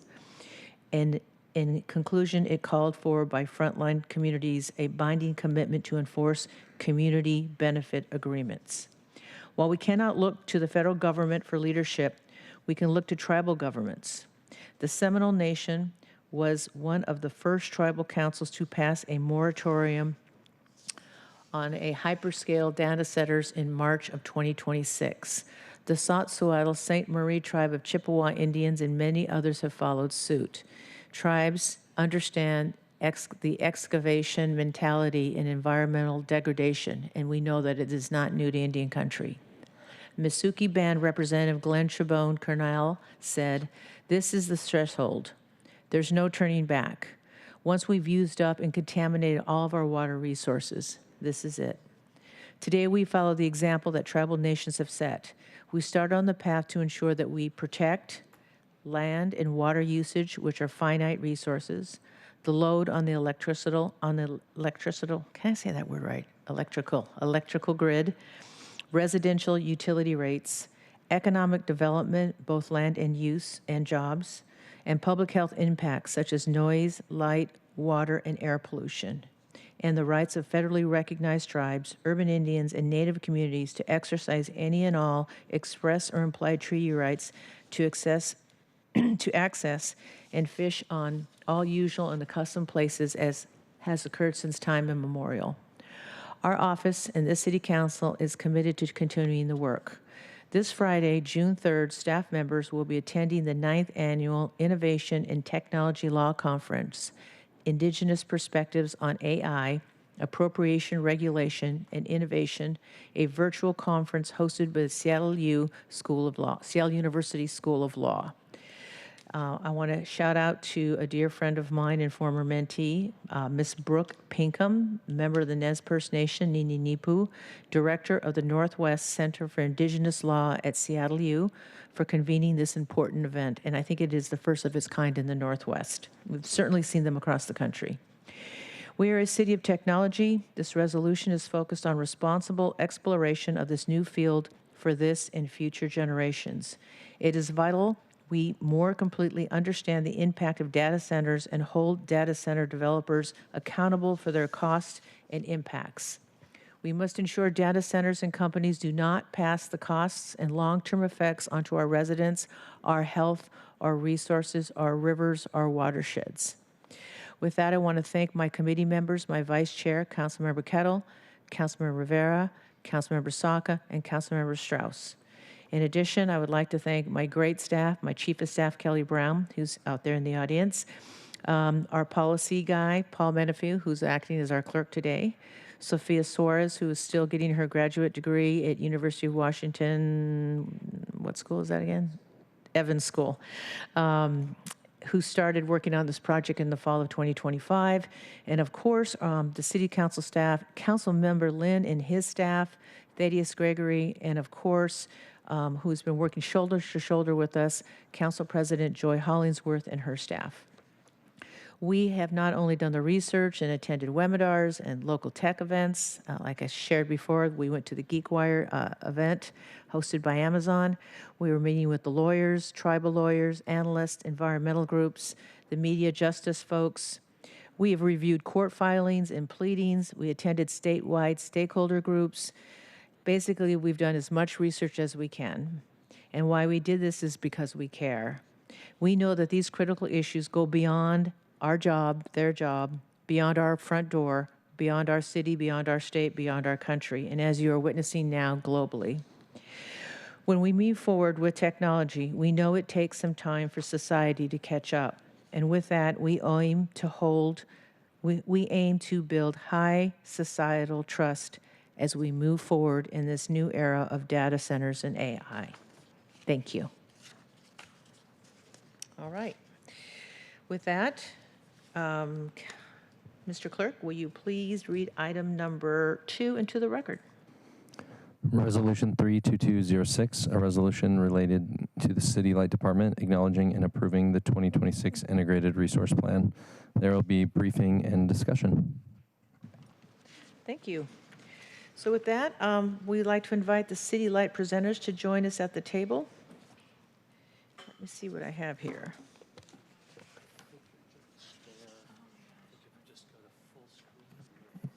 I will let you guys, I should note that we haven't, which has been posted, the integrated resource plan, the summary and fiscal note, and the integrated resource plan. And with that, I'm going to let you, I understand that we are not taking a vote on this today, but we'll let you do your presentation. All right, go ahead. Good afternoon, Chair Juarez and committee members. Thank you so much for the opportunity to present the City Light 2026 Integrated Resource Plan, or IRP. My name is Siobhan Doherty, and I serve as Seattle City Light's Power Supply Officer. I am joined today by members of our resource planning team, including Katie Ewing, Manager of Resource Planning and Analytics, and Vereen Martin and Rebecca Klein, Data Scientist in Resource Planning. The Integrated Resource Plan is City Light's long-term planning document looking ahead 20 years to ensure we can meet future electricity needs reliably, affordably, and sustainably. The 2026 IRP is a full update and reflects continued load growth and evolving customer demand. The plan was informed by engagement with external stakeholders and the community and is aligned with the city's climate and equity goals. In closing, the IRP outlines City Light's approach to long-term planning and reliable service. With that, I will turn it over to Katie Ewing to walk through the plan. Thank you. Thanks, Siobhan. Can you guys hear me? Yeah, great. Okay, so Siobhan introduced the team, so I will skip that part, but the rest of our team is in the audience, and so we're excited to be here today. Our agenda. We are going to start with background and key takeaways, as well as the community outreach we did for the 2026 IRP. We'll move then into model inputs, and then our results and our call to action. I'm driving 2 screens, so forgive me. So integrated resource plan requirements. The integrated resource plan provides a 20-year outlook considering many plausible futures and sets reliability standards to help guide City Light's resource acquisition to ensure reliable load service. Every 2 years, City Light produces a 20-year plan that is approved by City Council and filed with Washington State Department of Commerce by September 1st. It is an evaluation of customer power needs, or load, and power supply resource needs. For this evaluation study, we used 900 weather variations to simulate hourly values for the 20-year study period. The 20 years of future simulated hourly loads are compared to the 20 years of future simulated hourly generation from City Light's resource portfolio to check whether City Light's resource portfolio can produce power greater than or equal to the power needed by City Light customers. The resource plan is a requirement from Washington State law, which requires all electric utilities with more than 25,000 customers to develop a comprehensive resource plans every 2 years that identify strategies to meet customers' electricity needs in the short and the long term. Every IRP across all utilities is approved by their governing board and filed with the Department of Commerce by September 1st. So while this is a regulatory requirement, we would do it anyways as a part of good business practice and planning to ensure we serve the service we provide. So what is the process to build an IRP? It starts off as an opportunity for customers and stakeholders to share their vision of our future power supply in order to plan a reliable future. It's a study of options for meeting electricity needs of customers to find solutions that balance priorities. The goal of the analysis is to make sure we have enough resources to meet future customer electricity needs reliably, at the lowest cost possible, and in compliance with renewable energy and carbon reduction targets. We analyze the future under a variety of scenarios. The amount of electricity we use day to day can vary depending on temperatures. So when it's cold outside, we might use more power than when we are experiencing milder temperatures like today. We currently rely on hydropower as the majority of our generation. So when we have more precipitation, we can generate more power. But when we experience drought conditions, we generate less power. With climate change, we are experiencing more volatile and extreme conditions. We also don't know exactly how customers will use electricity or the cost of acquiring new resources, so this is not a perfect forecast. We are reacting to a changing landscape of load growth, increased electrification, and new and evolving resources. So when we do our analysis, we look at a variety of different futures. As I said, we run 900 variations of temperature and precipitation to find a portfolio of resources that ensures we can reliably meet customers' needs. This 20-year forecast gives us a menu of potential futures. It is not an acquisition plan. This is a long-term outlook to inform our internal playbook for resource and transmission acquisition. Finally, and very importantly, the timeline for completing these steps is long, and we are in a particular volatile operating environment. For this analysis, we set the assumptions at the end of 2024. And we have seen dramatic changes in the energy industry over the past year. The current presidential administration repealed tax credits for many renewable energy resources, which will increase the cost to acquire these resources. The current administration also repealed tax credits for electric vehicles, affecting demand for EVs. The picture of market availability in the Northwest has radically shifted, with multiple studies identifying the possibility of resource shortages across the region during severe weather. And there has been further and accelerated development of clean, firm resources such as enhanced geothermal. This is one of the reasons we refresh our analysis every 2 years, and we'll be doing a deep dive in the next IRP to capture the changes as well as increasing volatility we are seeing across the industry. Okay, I'm gonna now do a preview of our biggest IRP takeaways. In recent years, we have seen increased electrification from both building and transportation. This will further increase load growth, and that sustained load growth with winter peaks has increased weather volatility, requiring increased resources, including transmission, to bring power from where it is generated to Seattle. The resources that are non-emitting and readily available are intermittent resources such as wind and solar. These types of resources are weather dependent, so they rely on the sun shining and the wind blowing, which has made us increasingly interested in clean, firm technology energy solutions like enhanced geothermal that would be critical as part of City Light's future resource portfolio. We will be doing a deeper dive on these resources in the next IRP. So as I said before, an integrated resource plan is an opportunity for customer and stakeholders to share their vision for our future of power supply. Part of the way we achieve this is by engaging with an advisory panel for that insight. The IRP advisory panel is a group of 12 advisors that provide feedback on the development of our integrated resource plan. The panel is composed of individuals representing customers, environmental organizations, regional energy-related governmental organizations, and academics. There were 5 meetings with this advisory panel for this IRP. Another way we collect information on a shared vision is dedicated and direct community outreach. The Clean Energy Transformation Act, or CETA, has clear language that as we transition to 100% renewable, non-emitting energy resources, we must ensure that we are not disproportionately burdening communities who have been historically harmed. Beyond this requirement, we wanted to ensure we meaningfully engage our customers to have their input to inform our plans and priorities and work towards long-lasting relationships with our customers. We approach this work very intentionally through an integrated approach where we coordinated across several utility-wide plans to avoid overtaxing the same communities whose burdens we were trying to reduce. As such, we combined our outreach with other planning efforts, especially since much of the type of outreach was aligned. Outreach began by first evaluating existing community engagement reports and then initiating outreach through 12 community events, 24 community conversations. We connected with 17 language communities and collected over 575 responses.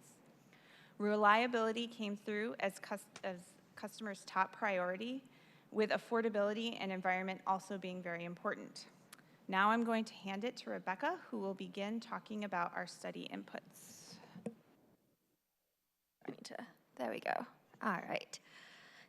So the primary goal of the IRP is to identify a portfolio of resources that will allow City Light to continue reliably serving our load from now out to 20 years in the future at the most cost-effective price possible. Before we can identify what new resources are needed, we first have to consider what is already in City Light's power supply portfolio. This graphic is a map of the Northwest and highlights our existing resource portfolio. Our owned hydropower resources are marked by the blue dots. In particular, the 3 Skagit hydro plants are up on the western side of the North Cascades, and Boundary Dam is up in the northeast corner of Washington State. The orange dot shows our treaty rights from British Columbia.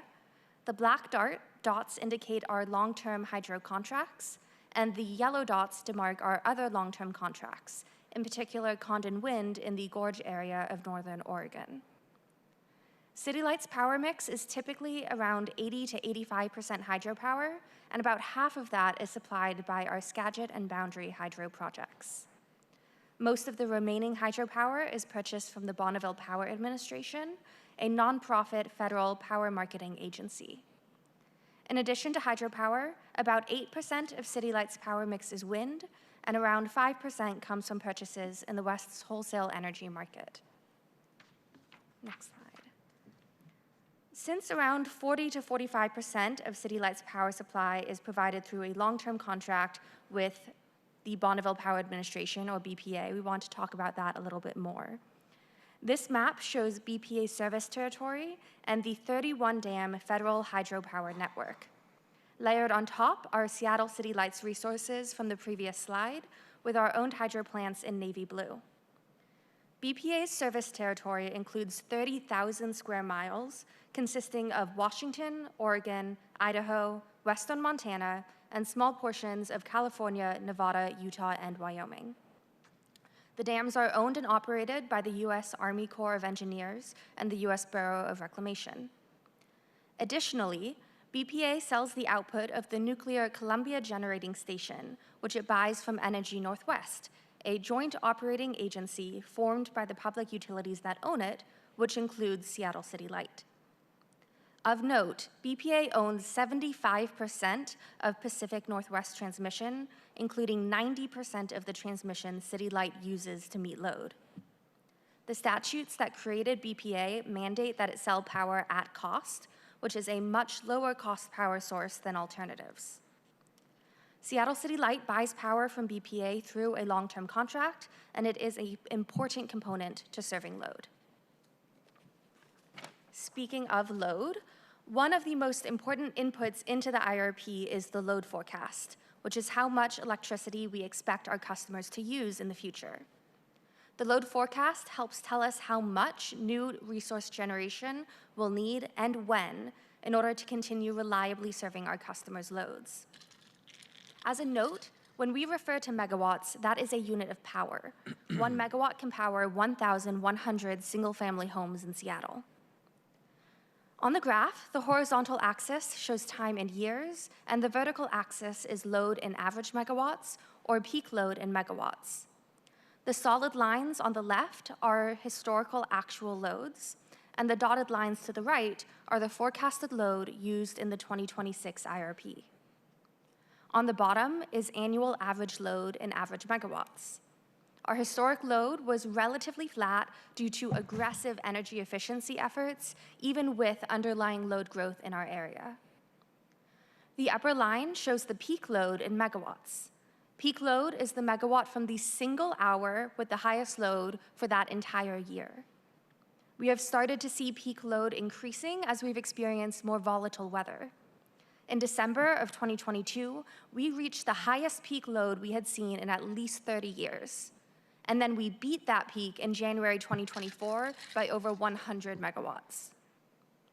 Our forecasted loads show a steady increase, with peaks increasing faster than average load. The arrows on the right side of the graph indicate some of the main drivers affecting our load. Economic growth and electrification are driving the increases in electricity use, while energy efficiency and rooftop solar can help offset some of those increases. In the appendix of this presentation, we have 2 slides comparing the load forecasts used in this 2026 IRP to previous load forecasts for your additional information if you would like it. With these growing average loads and even faster growing peak loads, we will certainly need new resources to help us meet our loads in the coming years. Due to this growing load, the IRP results indicate a need for new generating resources. Our key modeled study years are on the horizontal axis, and along the vertical axis is the annual average generation in average megawatts of the portfolio created by our IRP model, shown as the stacked bars. On top of that is our forecasted annual average load in average megawatts, shown as the solid black line, and our forecasted peak load in megawatts, shown as the dashed black line. The bars representing the annual generation break out the energy contributions from different resource types. On the bottom in green is the generation we get from our contract with the Bonneville Power Administration, or BPA. Above that in dark blue is generation from City Light's owned hydropower, and the light blue is our other existing resources, like some small biogas contracts we have within the county. The remaining 4 colors represent the new resources we will need to reliably meet load. The brown shows the customer-side resources, such as rooftop solar and demand response. The orange shows new wind generation, and the yellow shows generation from new solar and short-duration batteries. At the top is the new firm energy resources in red, which I'll get back to in a minute. You can see that the annual average generation is far greater than the average annual load, but below our projected peak load. This is because the generation resources need to be able to reliably meet peak load on an hourly basis, even during extreme events. That means that during non-extreme weather, which is most of the time, there is extra generation after we've met our own load. That extra generation is usually sold in the wholesale energy market. This portfolio can meet peaks through flexing our on-demand resources, such as our owned hydro plants and demand response programs, as well as some limited access to the market.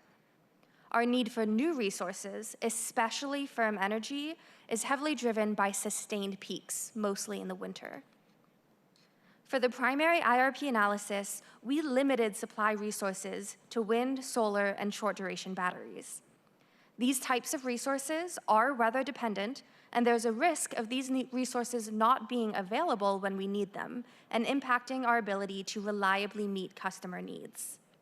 Generic firm energy was layered on top to make sure our portfolio can reliably meet loads. In the real world, firm energy as modeled in this IRP can represent things such as baseload resources like small modular nuclear reactors and enhanced geothermal, peakers like green hydrogen peaker plants, forward purchases like our power marketers already procure, and short-term contracts with firm energy provisions that can be negotiated by our power contracts team.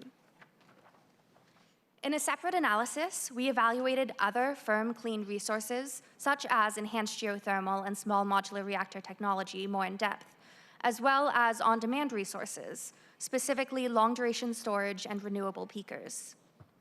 These resources showed significant value and will help meet future long-duration events that are becoming more frequent. We have seen significant changes in the operating environment over the past 2 years, including in policy, availability and development of firm resources, load growth, and regional energy needs. Due to timing, these changes were not incorporated into this analysis. This is part of the reason why we refresh the IRP every 2 years.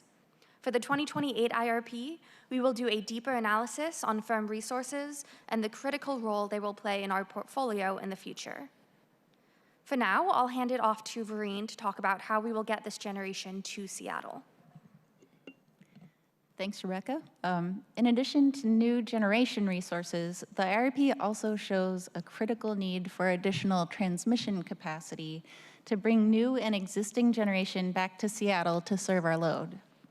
Transmission is the system of high voltage wires that moves electricity around the region from generation resources to electric loads. Similar to a few slides back, this slide shows a map of the Pacific Northwest and shows BPA's service area as the green region filling most of the map. BPA's dams are shown as black half circles, and BPA's transmission network is shown as dark green lines. The purple dotted lines are non-BPA transmission lines.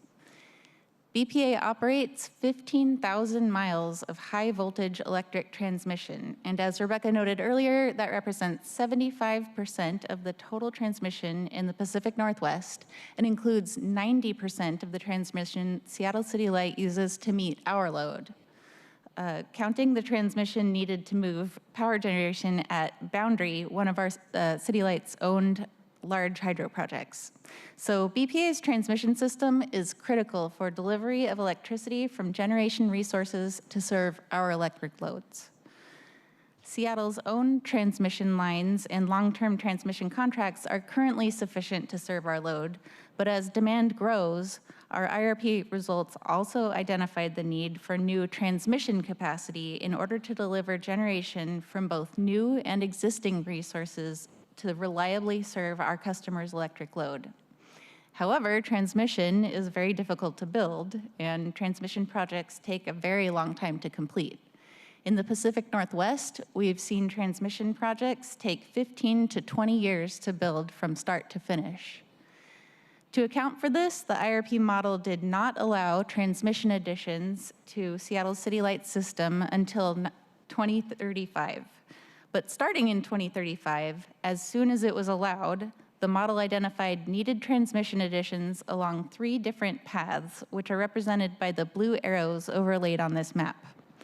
The width of the arrows roughly corresponds to the relative magnitude of the needed transmission additions. First, transmission from Montana to Central Washington is the smallest amount of transmission need we identified at an average of 56 megawatts of additional transmission capacity from 2035 to 2045. This is shown by the thinnest blue arrow going from east to west at the top of the map.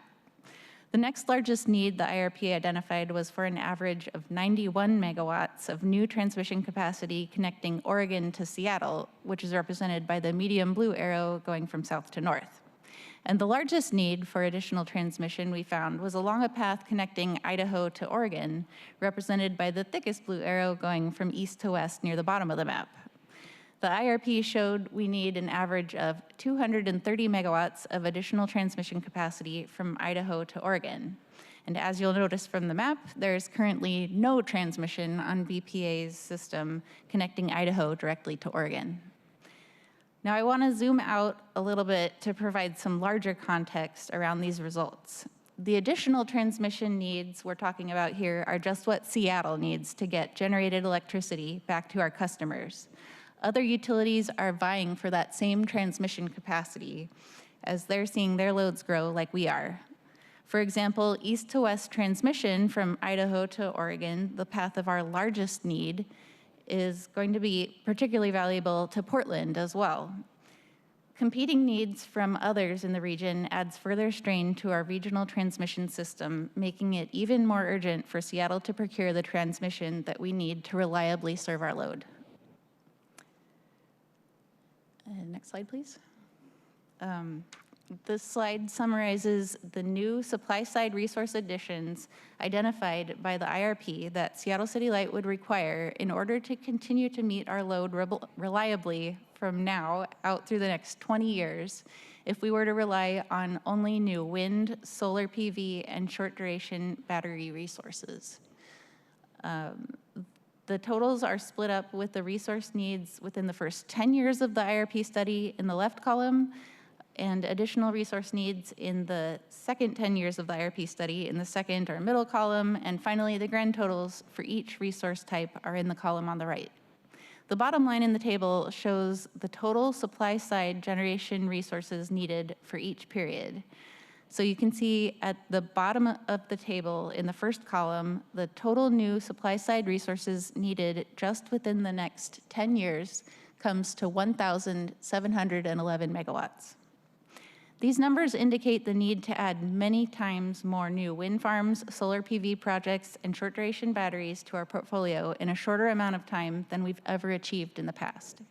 A smaller quantity of advanced technology resources would be able to offset a large portion of the megawatts we need because they offer firm, non-weather dependent energy.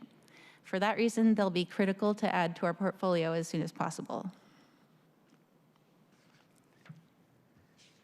On this slide, we've got two more tables with the same timeframes in each column as in the table on the previous slide. The top table here shows City Light's new customer-side resource additions that were identified in our previous modeling work. Customer-side resources are things that help the utility meet load with our customers' direct participation, such as conservation resources that help customers use energy more efficiently, demand response resources, and customer solar, also commonly referred to as rooftop solar. Our model identified the need for 107 megawatts of new customer-side resources in the first 10 years of the same 20-year period as the IRP, and 48 additional megawatts of customer-side resources needed in the second 10 years for a total of 155 megawatts over the next 20 years. The bottom table shows our total resource need combining both new supply-side resources from the previous slide and customer-side resources from the table above. The grand total resource need for the next 10 years is 1,818 megawatts. And then in the following 10 years, we're showing a total resource need of 1,920 megawatts more. Over the next 20 years, that means we're showing a grand total need of 3,738 megawatts. The bottom line on the bottom table also shows our total transmission need over the same periods in order to get both existing resource generation back home, as well as getting all of the generation from these new resources back to Seattle to meet our load. In the first 10 years, we show a total need of 302 megawatts of new transmission, and in the second 10 years, we show a need for 203 megawatts of additional transmission. This means our total transmission need over the next 20 years is 505 megawatts. And now I'll hand it back to Katie to wrap us up. So I just wanted to give a recap of our main takeaways in this slide.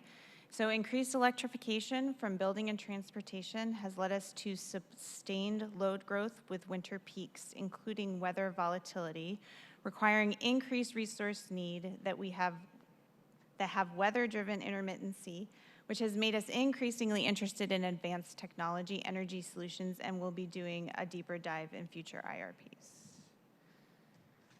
So now our call to action.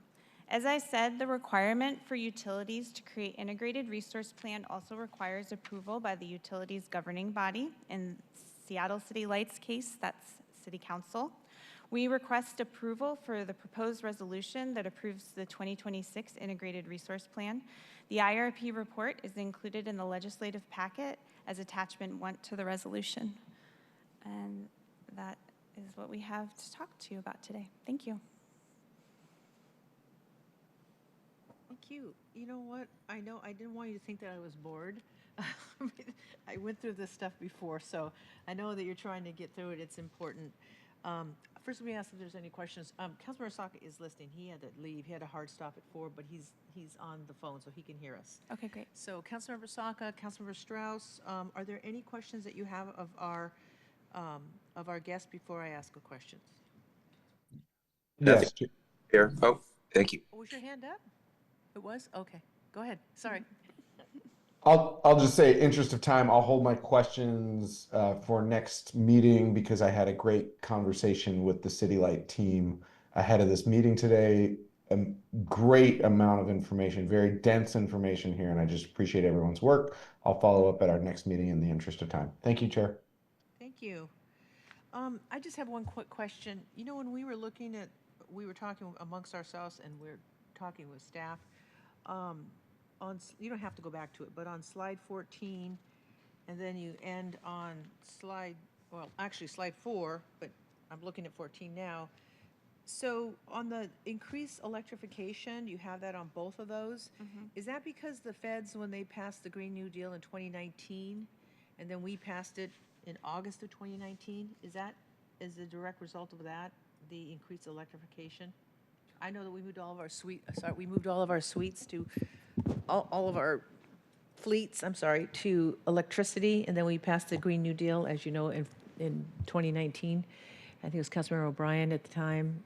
We were following the Green New Deal, AOC, 2019, and then we did it in August 2019.